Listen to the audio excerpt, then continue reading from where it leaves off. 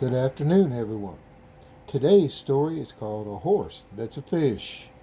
Despite the shape of its head and the curve of its neck, the seahorse is a fish. In fact, when a baby seahorse first hatches, its head extends forward from its long, slender body and it looks like one of its relatives, the pipefish. But as the little sea coat matures, the body curves into the question mark that causes many of us to ask, is it a fish or isn't it? The seahorse uses its long snout to probe into crevices and suck up tiny particles of plants and animals. The creatures have no scales. Instead, hard plates and rings and bristly spines cover its bodies, so few sea creatures seek it as a prey. It propels itself through the water in an upright position, beating the transparent fins on its chest and back to go forward and backward. To rest, it locks its tail on a plant.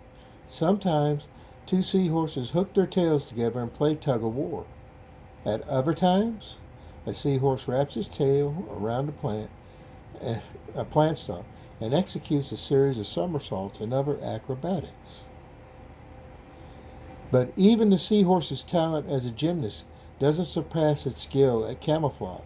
Most seahorses are dark gray, brown, or black, and they blend in with the rocks on the ocean floor. Even the brightly colored ones, the ones patterned with pink, red, yellow, white, or blue, can turn brown in the presence of danger. And one species is orange with ribbon-like appendages dangling from its snout, head, and body. With these ribbons trailing in the water, it looks like a floating piece of orange kelp that grows in the area of the Pacific in which it lives. All this seahorse has to do is anchor its tail to some seaweed and hide out in the open. Every seahorse in the world is perfectly adapted to the environment in which it lives. A combination of colors and features that allow it to blend in with the rocks, coral, or plants that all protect it from what few predators and enemies that it has. The seahorse is a wonderful example of the power of our Savior to protect us in a dark and dangerous world. And our verse for today comes from Psalm 62:6.